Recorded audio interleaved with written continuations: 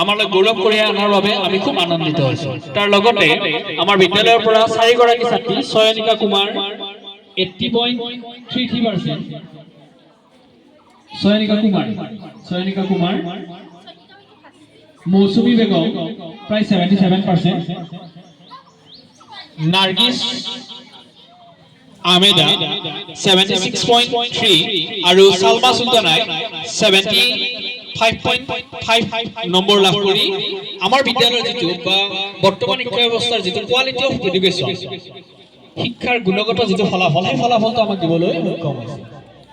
আৰু তাৰ লগতে আমাৰ বিদ্যালয়ৰ 15 গৰাকী ছাত্ৰীয়ে প্ৰথম বিভাগত আৰু প্ৰায় 20তকৈ বেছি ছাত্ৰীয়ে লেটাৰ নম্বৰ লাভ কৰি সক্ষম হৈছে। সেইটো আমাৰ কাৰণে গৌৰৱৰ।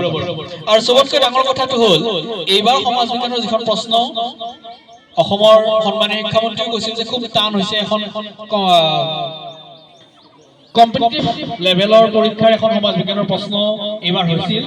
আৰু আমাৰ কাৰণে ভাল লগা কথা যে আমাৰ বিদ্যালয়ৰ মৰমৰ ছাত্ৰী দীক্ষিতা বৰুৱাই এই তেনেকুৱা কম্পিটিটিভ টাইপৰ এখন প্ৰশ্নটো লেটাৰ নম্বৰ লাভ কৰিবলৈ সক্ষম হৈছে। তাৰ কাৰণে আমি সকলোৱে গৌৰৱ অনুভৱ।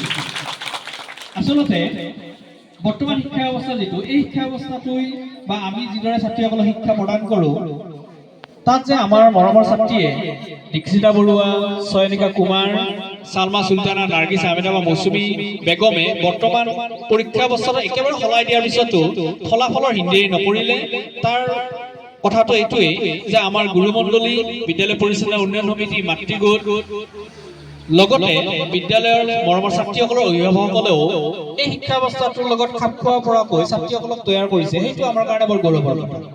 গতিকে এই ফলাফলত আমি সকলোৱে আনন্দ পাইছোঁ আৰু মই আশা কৰিম আমাৰ মৰমৰ ছাত্ৰীসকলে এইদৰে আগন্তুক পৰীক্ষাত ফলাফল আগবাঢ়ি গৈ বিদ্যালয় তথা এই অঞ্চললৈ গৌৰৱ কঢ়িয়াই আনিব বুলি মই আশা কৰিছোঁ। আমি অকণমান যদি দীক্ষিতা বৰুৱাৰ মাৰ্কশ্বিটখনৰ অকণমানলৈ চাওঁ, তেতিয়াহ'লে আমি মাৰ্কশ্বিটখন অকণমান গাই দিছোঁ। তাৰ আগতে এটা কথা ক'ব লাগিব যে ৰিজাল্টটো একেদিনে নহয়। এইটো কথা আমি ক'ব লাগিব, ৰিজাল্ট একেদিনেই নহয় বা এটা বছৰত বা এমাহত ৰিজাল্ট নহয়। এই কথাটো কিন্তু তোমালোকে যিখিনিয়ে নতুনকৈ পঢ়ি আছা সেইখিনিয়ে কিন্তু মনত কৈ দিছোঁ। দীক্ষিতা বৰুৱাই অসমীয়াত পাইছে 83 নম্বৰ, ইংৰাজীত পাইছে 86। মই এইকাৰণে ইংৰাজীৰ কথাটো কৈছোঁ যে ইংৰাজী পেপাৰখন বহু ছাত্ৰীয়ে কৈছে যে বৰ টাফ হৈছে।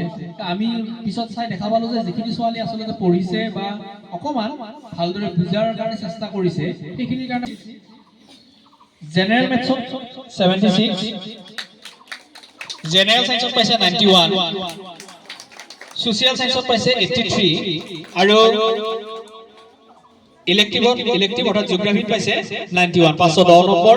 গতিকে খুব এটা ভাল ফলাফল কৰি আমাক গৌৰৱৰ সুবিধা দিয়াৰ কাৰণে মই পুনৰ দীক্ষিতা বৰুৱাক ধন্যবাদ জনাইছোঁ।